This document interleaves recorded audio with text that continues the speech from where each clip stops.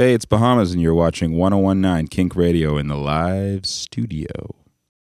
So I got to tell you, folks, I love the website, the bahamasmusic.net. It's a great website. It launches right into a video. Yes. You don't see that very much. Well, you don't see websites in general very much, do you? Yeah, mostly social media, Facebook, radio stations. They have the monopoly on the internet now, but guess what? I'm taking it back. You're making great strides.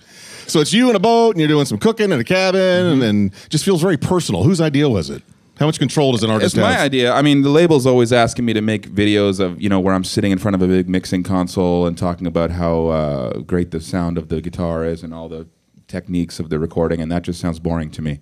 So whenever I get a chance to make something, I try and make it just put myself in a strange context. So yeah, I love it. Just go up to the cottage and get the barbecue going. Is that your cabin, your cottage? I wish. No, it's a friend of mine's. But darn, I was already making some weekend plans. Yeah, some VRBO, Airbnb. Yeah. So now this cottage, is that the same cabin that you used for your album Earth Tones? Is that true that you recorded it in a rural cabin? Well, Earth Tones the new one, but your first one you recorded in a cabin, right? Somebody told us that. I think the internet has a way of twisting that stuff. Don't you love Wikipedia? Well, the thing is, Bon Iver kind of beat me to it there with the beard and the cabin and everything. So.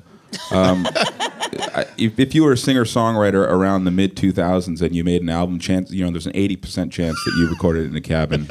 So I did record it sort of not in a city. But it was at a house in the country, and so the word cabin, I guess, could fit in there. But sure. It was really That's nice. what happens with the internet, though. Yes. I asked one band about their really cool dog, and it was dead. Right. And then I asked somebody else about living in a treehouse. He's like, that was like 5 years ago. I'm like, thanks, internet. No, it's, it was a wonderful time. I really enjoyed recording it. But yeah, it's funny. Those things get turned around pretty quickly. Is Toronto still home? Yep. Yeah. What's it like this time of the year? Do you like the cold and snow, or you like to get out of town this time of year? Well, I mean, it's very, very nice to get out of there for a little bit, but it's a great town. I mean, it's got all this, it doesn't have quite as many coffee shops as Portland, but we're getting there. What? Yeah. And what is the weirdest thing you've read about yourself on the internet?